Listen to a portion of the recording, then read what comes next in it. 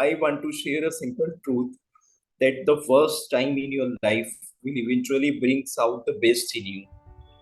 This is the motto I believe. You just need to hold yourself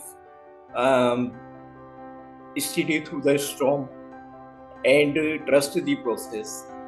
Believe me, the universe operates on a give and take way.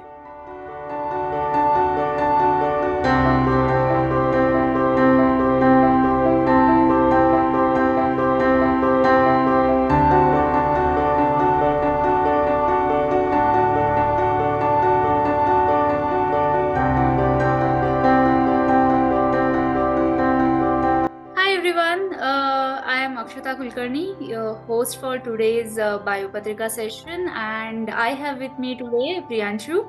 I welcome you, Priyanshu, and great to have you. Looking forward for a great conversation today. Thank you so very much, Akshata.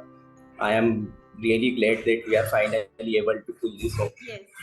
And so we'll start with a brief introduction, and we'll talk about you, your journey, and what is that motivation and difference that we have in Priyanshu's life that most of us don't realize, and how great personality he is, and how great work he is doing. So let us start with simple questions like can we talk about how your background was, and how was your upbringing, and how was growing up for you? Thank you, Akshata, for this conversation.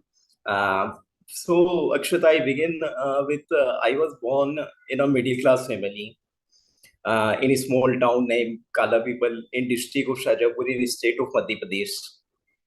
Akshata, I grew up in a joint family of 15 members, and I am truly delighted to have been raised in such an environment. I mean, living in a joint family teaches you many valuable lessons. Uh, sometimes, sometimes you often realizing it. We were eight brothers and sisters. Every day of my childhood was a roller coaster ride. For a moment, we were fighting like a cat and dog, and just after that moment, we were like Jay and Viru, inseparable. So how did your passion or interest in the medicine begin, and why did you choose that you wanted to do medicine, and when did you choose that you wanted to do a medicine? Actually, there is a painful story behind it. Actually, an unfortunate incident struck when I was only a 5-year-old. After a brief injury, I was diagnosed with a Guillain-Barré syndrome, which is a neurological disorder, and that causes paralysis of entire body. I was admitted to hospital in Indore for 15 days in ICU, and it really felt like a near-death experience to me. I remember many things from my time in hospital. A dedicated team of doctors looked after me, led by a Dr. Deepak Jain sir, a very renowned neurologist of Indore, under the guidance of Dr. Aris Mehta. Uh, Again, he is a renowned all over the world for his skill in neurology. They all treated me exceptionally well, especially Dr. Deepak Jain sir. He cheered me up, he gives me treats, he inspired me profoundly.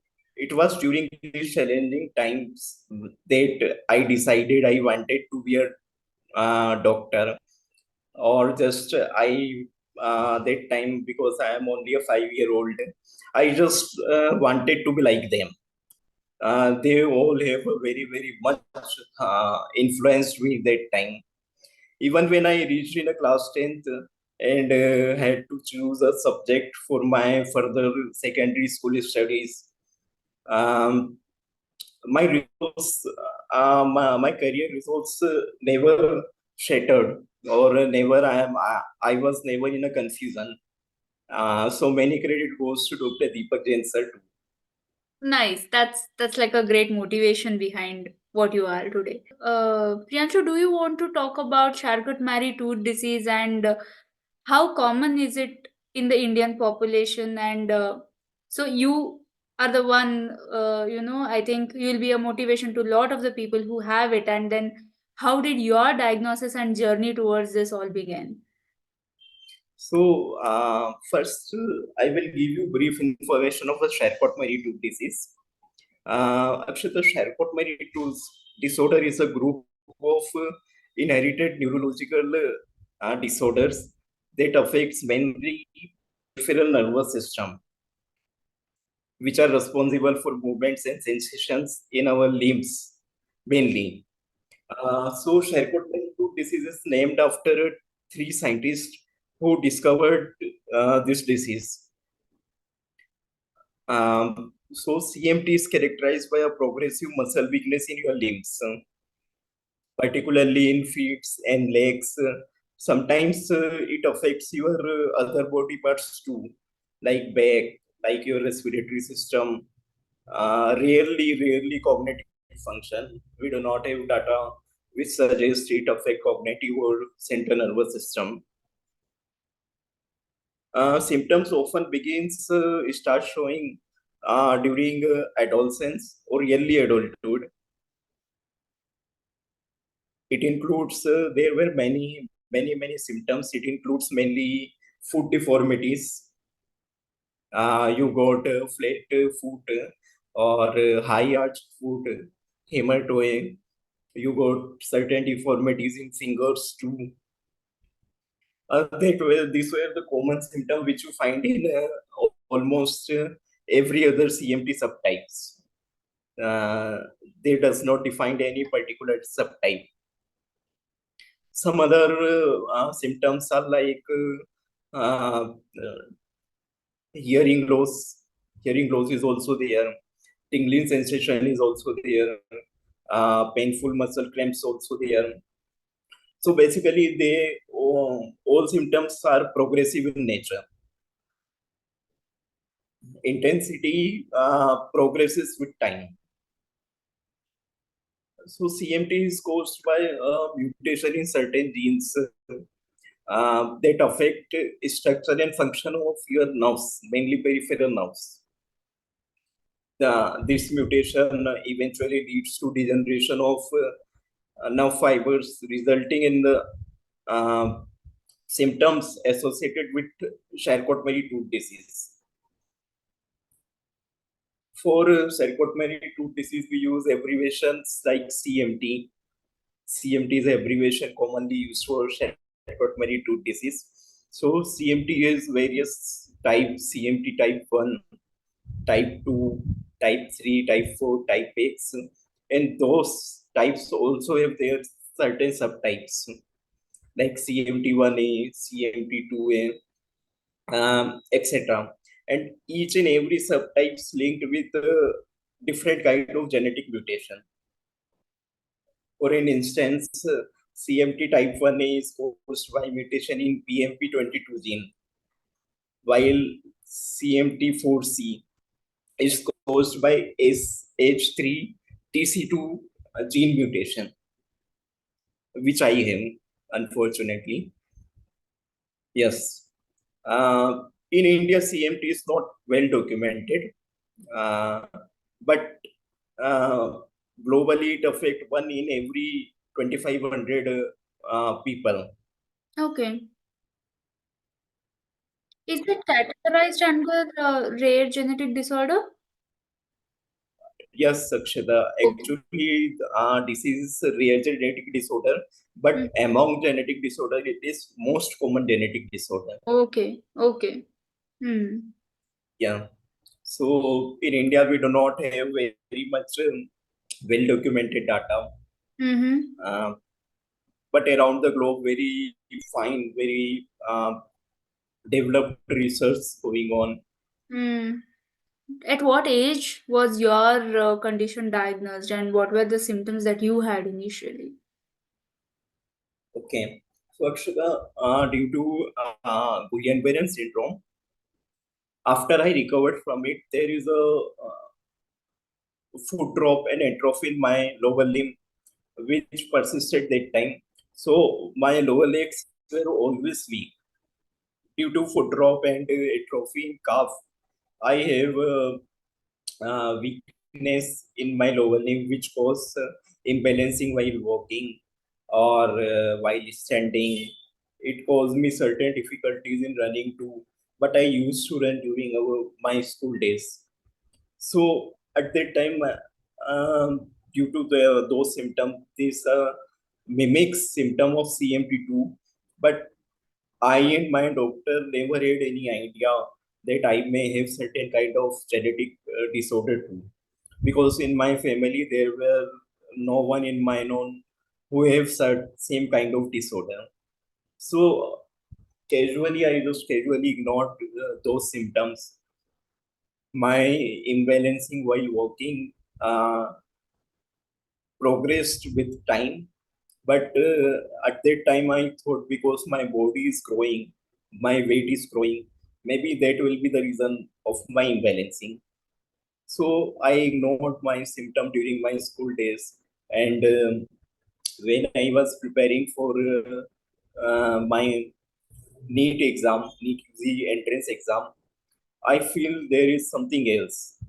But also, again, that time it does not bothering me that much that I need to consult a neurologist. So again, I ignored my symptoms and focused on my studies.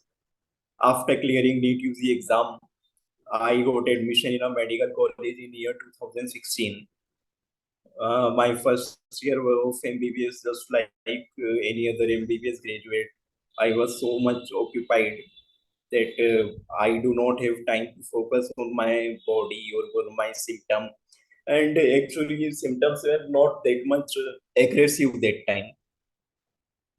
So it was during my internship year when I used to go hospital for my internship.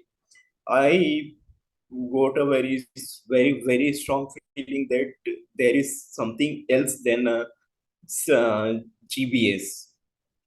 So after completing my internship, I went to Bangalore, which is this year only, in year 2024, in January, when I got my final diagnosis of Charcot-Marie-Tooth disease type 4C.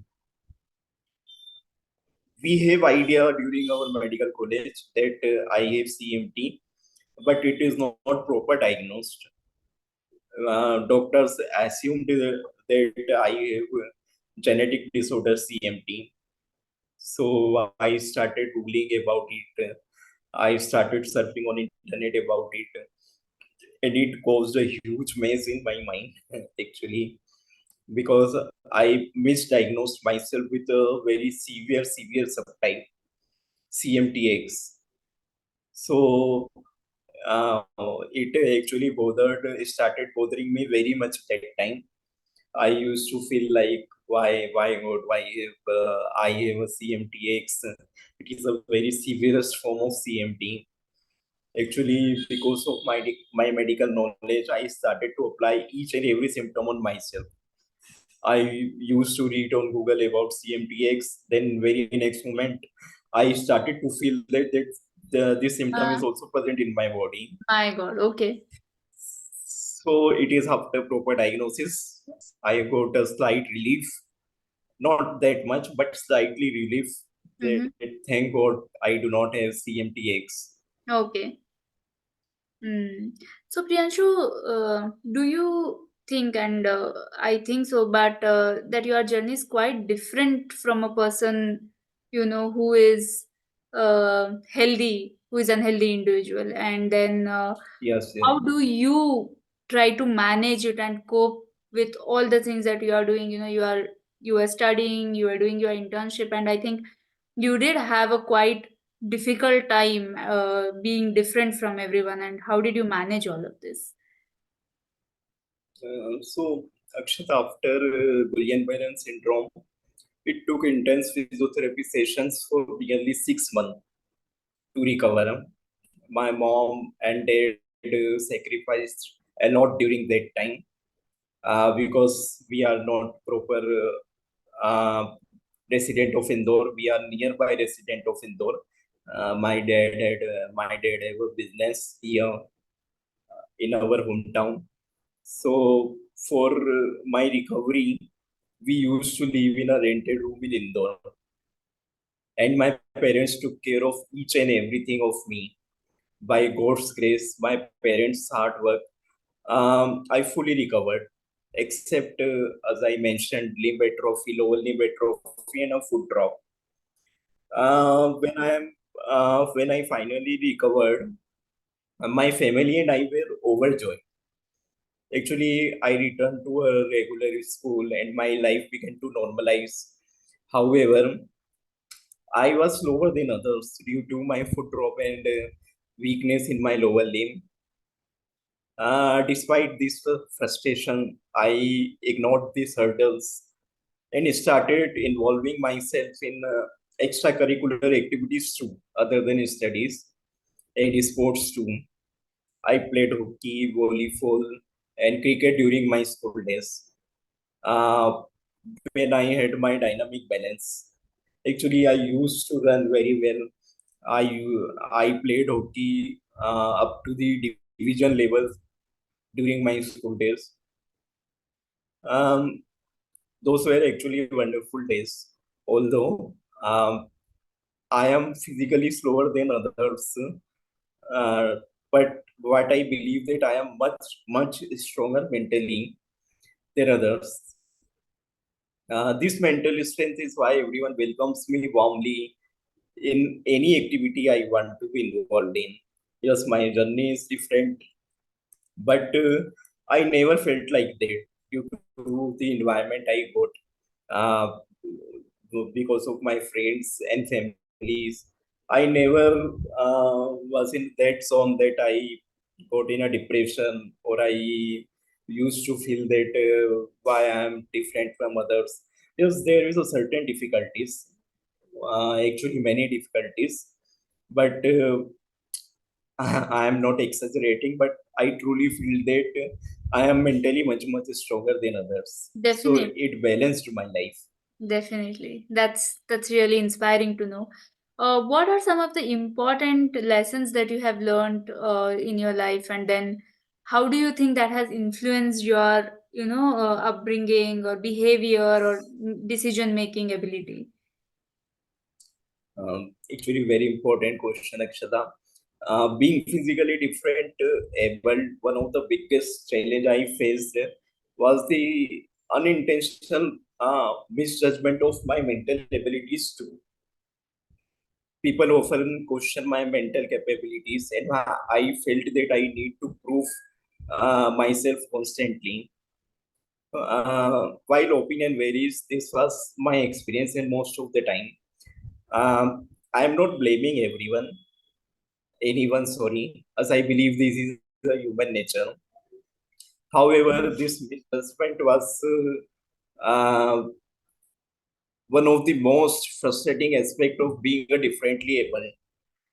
Over time, I learned to manage my expectation with meeting a new people. While meeting a new people, I realized there were no need to prove myself and my mental abilities constantly. It is difficult to explain that physical abilities and mental abilities are never interconnected. So instead, I focused on demonstrating my capabilities through my actions. Additionally, I learned to be more grateful to those who help me without showing sympathy. Actually, I don't know about others who are physically differently able, but I do not like sympathy at certain levels. Uh, Little bit sympathy is okay, but more sympathy just frustrates me. I have changed significantly since my childhood. I used to take things granted and believe that my physical abilities give me a certain special privilege to show tantrums or to annoy anyone, like special child. But I truly believe that I was a spoiled kid. Parents never used to scold me if left me behind. So I think I am very much spoiled. Growing up with this condition changed me completely. Actually, I am now more thankful and grateful towards my friends and family. I accepted my fate and stopped proving myself or my mental capabilities. And yes, these lessons have shaped my behavior and thinking, making me much stronger and more compassionate person. So yes, if you have certain kind of disabilities, it actually change your thought process. Yeah. But it's upon you How do how you? you handle it. Yes, yes. That's great. That's great to know. What do you think some of your proudest achievements are, and why do you think they are important to you? Actually, I think I have not achieved much yet, but accomplishment I am most proud of is gaining admission in medical college Hmm. and completing my MBBS degree. This Mm-hmm. achievement is significant because it brings immense pride and happiness to my parents. Hmm. Actually, their Hmm. support and sacrifice have been instrumental Mm-hmm. in my journey, and making them proud means everything to me. Hmm. That's nice. That's great. Beyond this milestone, I have many bigger goals on my wish list. I Mm-hmm. am hopeful and determined to achieve them in future. Hmm. Hmm. Do you have any message or advice to someone who is, either like having a similar condition or is going through a phase which you might have gone in your life? Yes, so Akshata, there were many motivational quotes, but I would not quote them here because personally, I don't find them very helpful. Instead, I want to share a simple truth that the first time in your life will eventually brings out the best in you. Hmm. This is the motto I believe. You just need to hold yourself um, steady through the storm and trust the process. Hmm. Believe me, the universe operate on a give and take way. Yeah, if it takes something from you, it will eventually give you something of similar value in return. So just hold on and go with the flow. That's the fundamental truth. And also, never ever compare your life or yourself to anyone else. Everyone's journey is unique, and comparison only distract you from your own path. Hmm. So, Priyanshu, what do you otherwise like to do, and what are your hobbies? What do you enjoy doing apart from being a professional doctor? So I will not make it as an excuse, but because of CMT, I was not able to do much of other physical activities after my school days. During school days, I used to play sports, every kind of sports. So I don't have any specific hobbies, but I love to read poetry and novels in my free time, very much. My favorite novel are governed in Hindi and Sydney Sheldon's Chasing Tomorrow. Okay. You must read Chasing Tomorrow. That's I a very fine novel. okay. Yeah, that's nice. And Yeah. I also write a little bit of Hindi poetry, oh, though nice. I have not yet reached the level where I feel confident to sharing my work. In Okay. addition to reading and writing, I enjoy watching web series and movies Okay. like many other people. That's nice. That's nice.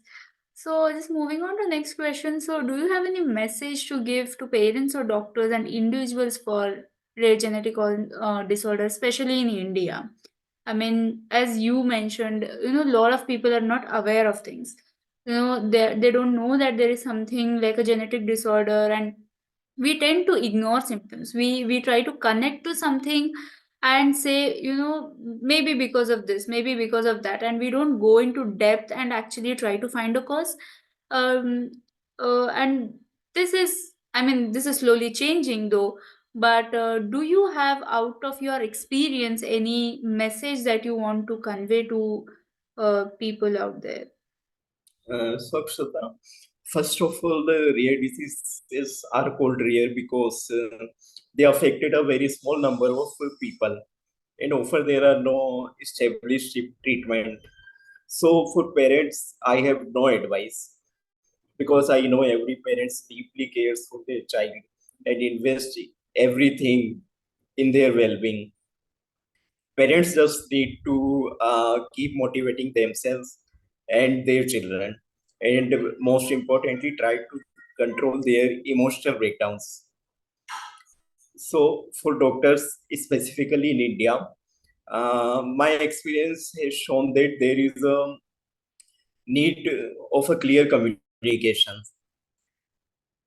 Doctors should explain every detail to their patient and their attendants, clarifying importance of proper diagnosis, prognosis to individual with rare genetic disorders as a medical professional. I want to say that we always on a brink of new treatment. We always on a brink of a breakthrough. You never know how close we are to breakthrough. So hold on, be patient, and follow your doctor's advice. Avoid excessively googling. Very much, very very important. Avoid excessively googling or your condition, as it can lead to unnecessary worry. Okay. So Priyanshu, I have one last question for you, and so that is like, what do you think are the measures that are to be taken to improve the system understanding and accessibility when it comes to rare genetic disorders? Again, Akshita, very, very important question. First of all, I believe India is not doing enough in the field of rare genetic disorders, given its potential. With a population of almost 1.8 billion people, Indian doctors and researchers are fully capable of conducting groundbreaking research in this field. I believe that we simply lack motivation. If we approached the research with the right intention, we could provide treatment for many rare disorders, not only CMT. As our large population means we have more number of patients with these conditions. Actually, that's a plus point in disguise. But yes, with these conditions, then many other countries. One of the biggest reason behind genetic disorder is consanguineous marriage or marriage in a close relation. It often causes faulty genes. So, therefore, rising awareness is crucial. For example, promoting love marriages or marriages across different castes and religion can help eliminate faulty genes and reduce the prevalence of these disorders. On the government side, it is essential to establish specific diagnostic facilities dedicated solely to rare genetic disorders at every government medical college. So we cannot set up on every government level, hospital level, but definitely on every government medical college level. Proper diagnosis is the biggest issues in such cases, and it often costly. The government can play a significant role in making these services more accessible and affordable. Additionally, the government, along with organizations like ICMR, DRDO, and private players, should actively promote and fund research on rare genetic disorders. And furthermore, there should be a concrete efforts to improve public understanding of rare genetic disorders through education and awareness campaigns. This will help reduce the stigma and misconceptions surrounding these conditions. And we must encourage early diagnosis and treatment, most importantly, by addressing these issues comprehensively. Um, we can significantly improve um, the system understanding and accessibility when it's come to rare genetic disorder. India is more than capable of providing the world with innovative treatment and healing touch for these challenging conditions. So, Priyanshu, how do you cope up mentally with all the situation and the physiological issues that you have on everyday basis? Yes, actually, Akshita, being physically differently able, the biggest challenge is to hold up yourself mentally very well. Mm-hmm. That's the biggest challenge and physical challenge. Mm-hmm. So I am fortunate to have a wonderful family. My Mm-hmm. parents and sisters do so much for me. Mm-hmm. Uh, and but I often feel I can't do enough in return. So to Mm-hmm. keep them from worrying, I try not to share my each and every concerns as a small way to repay them. Mm-hmm. Instead, I rely on my close friends Amazing. from my childhood who are like family to me. They care deeply about me without any judgments. By God's grace, I found equally supportive friends in my medical college too. They helped me a lot during my MBBS days. Maintaining these friendships is rare, but I consider myself lucky to have such amazing people in my life. Additionally, apart from them, I want to mention two more important person, very very important person in my life. Um, First one is through the current Pratap Bhaiya. He is a renowned astrologer, always motivates me and treats me like his little brother. Through him, I met Dr. Prabhudeva Hermet sir, who is pursuing his DM in neurology in MS Ramaya Medical College, Bangalore. He is always there for me, ready to help me anytime. Despite the challenges, I feel extremely lucky to be surrounded by such a wonderful people. Their support helps me cope up mentally and ensure I am never alone and never go to any depressive state. That's great. That's really nice to know. And it just reminds me the way you said, what goes come back to you. I think you are a great person with great mental ability and really want to bring a change, and that's what is coming back to you.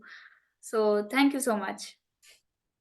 Akshata, I am concluding with offer you my sincere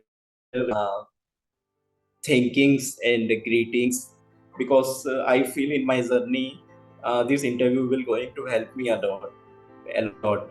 Actually, you never had idea how much I appreciate this one, but I am so much thankful for you for providing me a platform. And yes, again, thank you so much. Lots and more success to you and all the best. We wish you a very all the best and thank you for your time, Priyanshu.